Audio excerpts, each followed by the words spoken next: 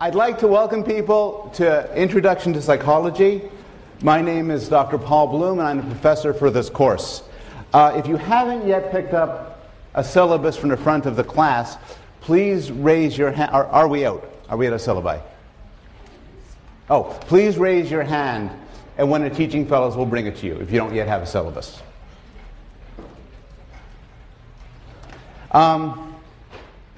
The syllabus is also available on this website. This website will become important to you should you choose to take this class. It will include the syllabus, which will occasionally be revised well in advance. Also, all of the class material will be on this site, including copies of the slides I'm presenting, including these slides right now, practice exams, and any details on the written assignments. So you'll need to use this website regularly to keep in touch with the course. Today will be a short class. What I just want to do today is orient you, tell you what this course is about. I know this is shopping period, and I want to give you a good sense of what you'd be in for if you took this course. I want to go over the style of the classes, the evaluation, the readings, and so on, and then give some examples of some of the specific topics that we'll be covering. But before I get started, I have to point out something a little bit unusual about this class. We are being filmed. This course is one of 7 courses chosen to begin the Yale University Open Educational Resources Video Lecture Project. And what this means is that when the year is over, these videos will be available on the internet free for anybody who wants to see them. And ideally will be accessed by people across many different countries, some who would not normally have access to a university education. I see this as a good and honorable use of Yale's resources, and of course it's also part of Yale's plan for world domination. So because of this, a Yale University production team from the Center of Media Initiatives is going to be taping all the class lectures, and they're up there. The idea is that this should be as unobtrusive as possible, and the classroom experience should essentially be the same as if they're not there. So it's their intention to tape the lectures, to tape me and sometimes the slides, but not tape your faces or voices, so we're not having you sign release forms. 2 things. One thing is, personally, I have to remind myself not to use profanity, because children may be watching, so I'll try not to do that. There's also another complexity. If you are in the front row, or the second row, or the third row, it is possible that some part of your head, your back, or even your face might end up on film. If you are in the witness protection program, or you're some sort of fugitive, you probably don't want to sit in the front row. I'll give them, if people want to unobtrusively kind of slide back, that's fine as I'm talking. Okay, we're ready. So I'd like to welcome people to this course, Introduction to Psychology. My name is Dr. Paul Bloom. I'm professor of this course. And what this is going to be is a comprehensive introduction to the study of the human mind. So we're going to cover a very, very wide range of topics, including brains, children, language, sex, memory, madness, discuss racism and love, and many others. We're going to talk about things like the proper explanation for differences between men and women, the question of whether animals can learn language, the puzzle of what grosses us out, the problem of why some of us eat too much and what we could do to stop, the question of why people go crazy in groups, research into whether you can trust your childhood memories, research into why some of us get depressed and others don't. The style of this is there will be 2 lectures a week, as well as course readings. Now, to do well in the course, you have to attend both the lectures and do the readings. There will be some overlap. In some cases, the lectures will be quite linked to the readings. But there will be some parts of the readings that will not find their way into the lectures, and some lectures, some entire lectures, that will not connect at all to the readings. So, to pursue this course properly, you have to do both. What this means is that if you miss a class, you need to get notes. And so you should get them from a friend or from the person sitting next to you. The slides are going to be made available online. So one of the things you don't have to do is you don't have to write this down. You take notes any way you choose, but if you don't get anything on there, it'll be available online. I'm going to post it in a format which will be black and white and easy to print out. So you don't have to worry about this. But again, attending to the slides is not a substitute for attending class. There's a textbook, Peter Gray's Psychology, 5th edition. And there's also a collection of short readings, The Norton Reader, edited by Gary Marcus. It's an excellent textbook, it's an excellent collection, and you should get them both. They're available at Labyrinth Bookstore on York Street, or you can get them online.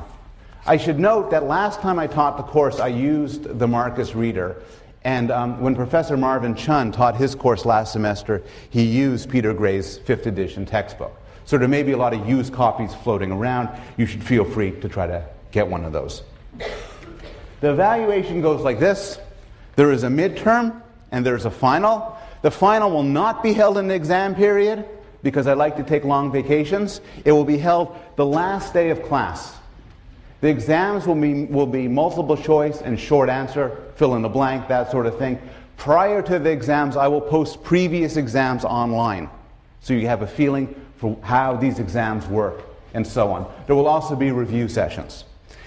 Starting at the beginning of the 3rd week of class, that is not next week, but the week after, on Monday, each Monday, I'm going to put up a brief question or set of questions which you have to answer. And your answers need to be sent to your teaching fellow, and you'll be given a teaching fellow, assigned one, by Friday. This is not meant to be difficult. It's not meant to be more than 5-10 minutes of work. But the point of the question, 15-20 minutes of work. But the point of the question is to motivate people to keep up with the material and do the readings. These questions will be marked pass-fail. I expect most everybody to pass all of the questions.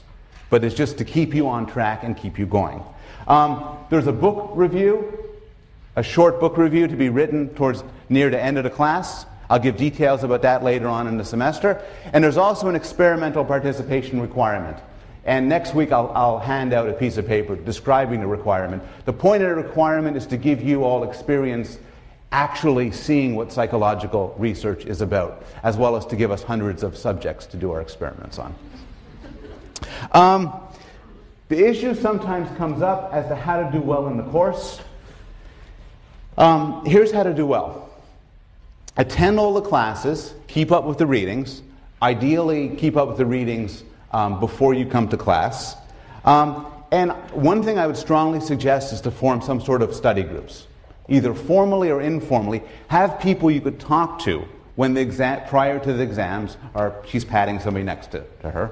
I hope you know him. And in fact, what I'm going to do, not this class, because it's shopping period, I don't know who's coming next class or what, but I'll set up a few minutes prior at the beginning of class for people just to introduce themselves to the person next to them, so they have some sort of resource in the class. Now, this is a large class, and if you don't do anything about it, it can be very anonymous. And some of you may choose to pursue it that way, and that's totally fine. But what I would suggest you do is establish some contact with us, either with me or with any of the teaching fellows, and I'll introduce the teaching fellows sometime next week. You could talk to us at the beginning or the end of class. Unless there's special circumstances, I always try to come at least 10 minutes early, and I'm willing to stay late to talk to people. You could come by during my office hours, which are on the syllabus, and you can send me email and set up an appointment. I'm very willing to talk to students about intellectual ideas, about course problems, and so on. And if you see me at some point just on campus, you could introduce yourself. And I'd like to meet people from this class. So again, I want to stress, you have the option of staying anonymous in this class, but you also have the option of seeking out and making some sort of contact with us. Okay. That's the formal stuff of the course. What's this course about? Unlike a lot of other courses, some people come to intro psychology with some unusual motivations. Maybe you're crazy and hope to become less crazy. Maybe you want to learn how to study better, improve your sex life, interpret your dreams, and win friends and influence people. Those are not necessarily bad reasons to take this course. And with the exception of the sex part, this course might actually help you out with some of these things. The study of scientific psychology has a lot of insights of real-world relevance to real problems that we face in our everyday lives. And I want to try, and when these issues come up, I'm going to try to stress them and make you try to think about the extent to which the laboratory research I'll be talking about can affect your everyday life. How you study, how you interact with people, how you might try to persuade somebody of something else, what sort of therapy works best for you. But the general goals of this course are actually, I think, even more interesting than that. What I want to do is provide a state-of-the-art introduction to the most important topic that there is. Us. How the human mind works, how we think, what makes us what we are. And we'll be approaching this from a range of directions. So traditionally, psychology is often broken up into the following, into 5 sub-areas. Neuroscience, which is the study of the mind by looking at the brain. Developmental, which is the area which I focus mostly on, which is trying to learn about how people develop and grow and learn. Cognitive, which is the one term of the 5 that might be unfamiliar to some of you, but it refers to a sort of computational approach to studying the mind, often viewing the mind on analogy with a computer and looking at how people do things like understand language, recognize objects, play games, and so on. There is social, which is the study of how people act in groups, how people act with other people. And there is clinical, which is maybe the aspect of psychology that people think of immediately when they hear psychology, which is the study of mental health and mental illness. And we'll be covering all of those areas. We'll also be covering a set of related areas. I am convinced that you cannot study the mind solely by looking at the discipline of psychology. The discipline of psychology spills over to issues of how the mind has evolved. Economics and game theory are now essential tools for understanding human thought and human behavior. There's issues connecting to philosophy, computer science, anthropology, literature, theology, and many, many other domains. So this course will be wide-ranging in that sense. At this point, I've been speaking in generalities, so I want to close this introductory class by giving 5 examples of the sorts of topics we'll be covering. And I'll start with the topic that we'll be covering next week, on Monday. The brain. This is a brain. In fact, it's a specific person's brain. And what's interesting about the brain is that little white mark there. It's her brain. It's Terry Schiavo's brain. You recognize her more from pictures like that. And what a case like this, where somebody is in a coma, is without consciousness, as a result of damage to the brain, is a stark illustration of the physical nature of mental life. The physical basis for everything that we normally hold dear, like free will, consciousness, morality, and emotions. And that's what we'll begin the course with, talking about how a physical thing can give rise to mental life. We'll talk a lot about children. This is actually a specific child. It's my son Zachary, my younger son, dressed up as Spider-Man, but it is Halloween. No, it's not Halloween. Oh. No.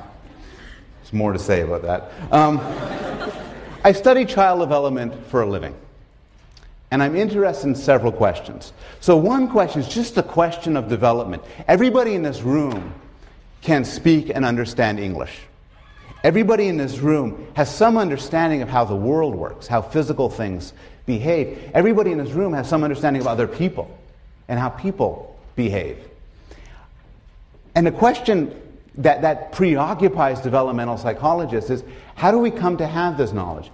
And in particular, how much of it is hardwired, built in, innate, and how much of it is a product of culture, of language, of schooling. And developmental psychologists use many ingenious methods to try to pull these apart and try to figure out what are the basic components of human nature. There's also the question of continuity. To what extent is Zachary at that age going to be that way forever? To what extent is your fate sealed?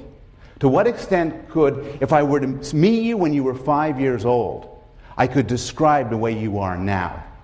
The poet William Wordsworth wrote, "The child is father to the man." And what this means is that you can see within every child the adult he or she will become. We will look and ask the question whether this is true. Is it true for your personality? Is it true for your interest? Is it true for your intelligence? Another question having to do with development is, what makes us the way we are? We're different in a lot of ways. The people in this room differ according to their taste in food, they differ according to their IQs, whether they're aggressive or shy, whether they're attracted to males, females, both or neither, whether they're good at music, whether they're politically liberal or conservative. Why are we different? What's the explanation for why we're different? And again, this could be translated in terms of a question of genes and environment. To what extent are things the result of the genes we possess? To what extent are individual natures the result of how we were raised? And to what extent are they best explained in terms of an interaction? One common theory, for instance, is that we are shaped by our parents. This was best summarized most famously by the British poet Philip Larkin, who wrote, they mess you up, your mom and dad. They may not mean to, but they do. They fill you with the faults they had and add some extra just for you. Is he right? It's very controversial. It's been a series of a huge controversy in a popular culture to the extent to which parents matter. And this is an issue which will preoccupy us for much of the course.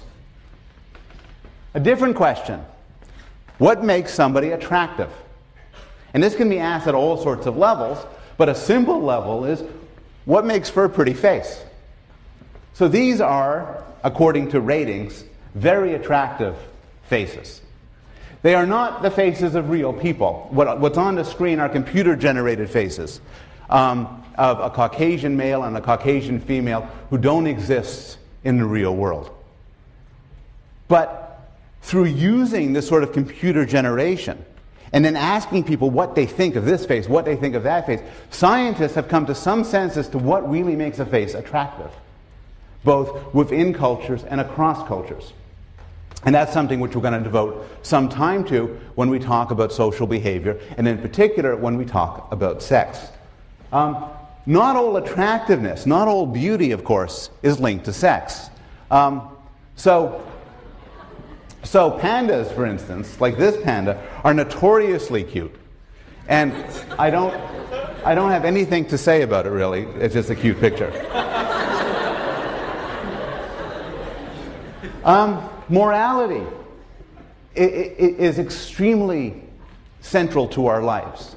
And a deep question which we will struggle with throughout most of the course is the question of good and evil, evil and good. These three pictures exemplify different sorts of evil, what you can call institutional evil, by somebody behaving cruelly towards somebody else, perhaps not due to malice, but because of the situation that she's in. It has a picture of Osama bin Laden, a mass murderer driven by political cause, and then there's this guy on the bottom. Anybody know who he is? Ted Bundy. Who got that? Film that, man. No. Ted Bundy. Exactly. And that's like, before we get into the technicals, that's like crazy evil. And we're going to have to come to terms with why some people are like that. And again, the same situation comes up. Is it part of your nature to be good or bad? Or is it largely due to the situation that you fall in? And there's a lot of some quite spectacular experiments that try to tease that apart. If we're going to talk about evil, we should also talk about good. These are pictures of two notoriously good men, Oskar Schindler and Paul Rusesabagina, each who at different times in history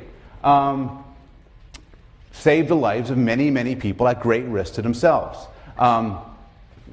Schindler in the Holocaust, and then the other guy in because I can't pronounce his name, Rusesabagina, in Rwanda.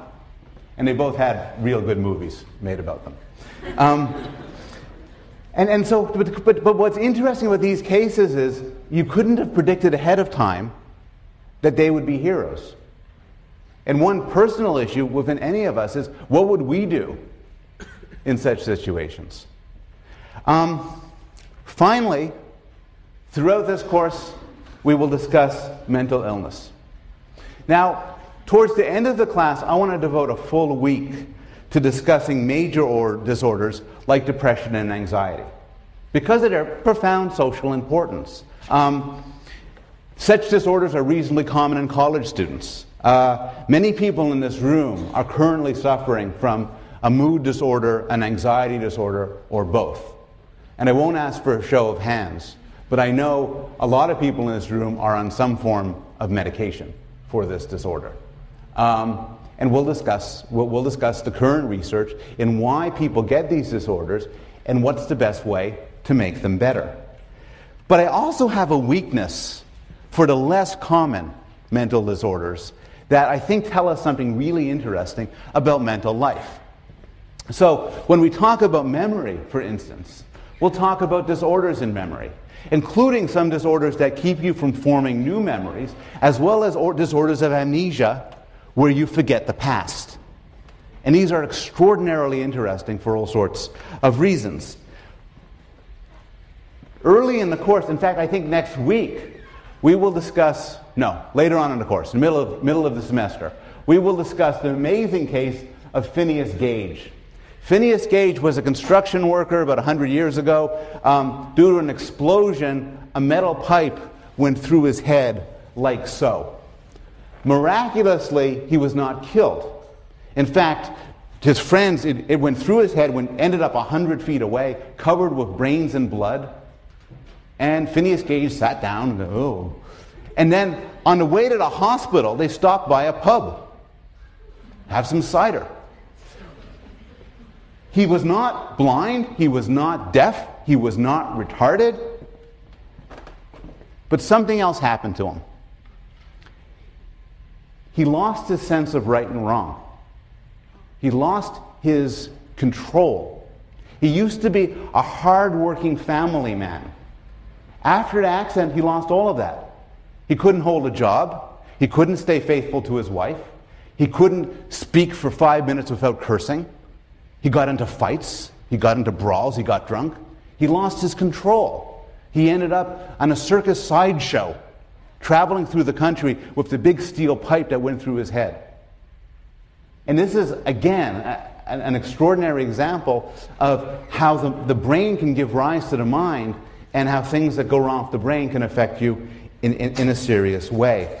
We'll discuss cases of multiple personality disorder, where people have more than one personality, and also discuss the debate over whether such cases are true or not, whether they could be taken as a real phenomena or a made-up phenomena, there's a matter of a lot of controversy. And then we'll even discuss some rarer cases, like Capgras syndrome. Capgras syndrome is typically, there's hundreds of cases, not many, hundreds of cases. It's typically the result of some sort of stroke. And what happens to you is very specific. You develop a particular delusion. Like it's getting dark. And the delusion is that the people you love the most have been replaced. They've been replaced by aliens or robots. Thank you. By Martians, by CIA agents, by trained actors and actresses. But the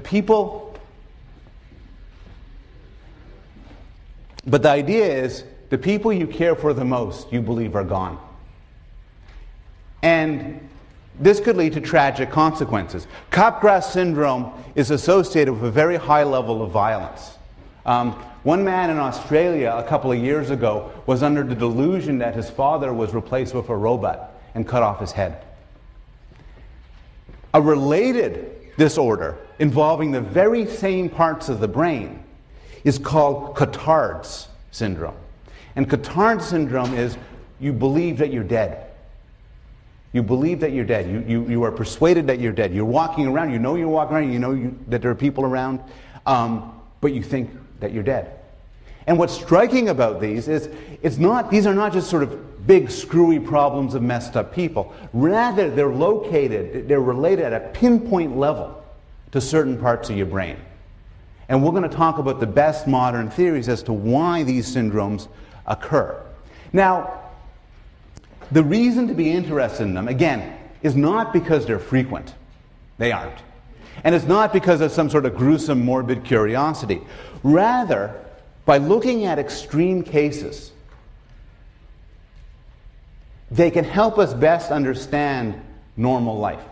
Often by looking at extremes, it throws into sharp contrast things we naturally take for granted. The issue of psychopathy, of people who either due to brain damage or because they're born that way have no moral understanding, can help us cope with questions of free will and responsibility, of the relationship or difference between mental illness and evil. Multiple personality cases force us to address the question of what is a self. To what extent are all of us composed of multiple people? And to what extent are we a single unified person over time? Cases like Capgras are important because they tell us about how we see the world. They tell us, for instance, that there's a difference between recognizing something, in a sense that you could name it, and knowing what it is. And so by studying these abnormal cases, we can get some insight into regular life. So that's the end of the illustration of the example topics. The syllabus lists many more. I'll end by telling you that there's a lot of stuff that we'll be talking about, that I want to talk about, that I am not expert in. And fortunately, there is a community at Yale of the best scholars and teachers on the planet. And so it would be a shame for me not to use them to cover some of these issues. And so I'm going to include 4 guest lecturers. The first one is Dr. Marvin Chun, who teaches the Introduction Psychology course in the fall, and is my competition. And he's going to give an amazing lecture on cognitive neuroscience, especially the cognitive neuroscience of faces. Dr. Susan Nolan-Huxema is the world's authority on depression, and in particular on sex differences in depression. And she's going to talk about this towards the end of the course. Kelly Brownell is going to talk, is the head of the Rudd Center, focuses on obesity, eating disorders, dieting, and he'll talk about the psychology of food. And finally, Dr. Peter Salovey, Dean of Yale College, is going to come to us on Valentine's Day and tell us everything he knows about the mysteries of love. All of these details are in the syllabus, and I'll stick around and answer questions. Hope to see you next week.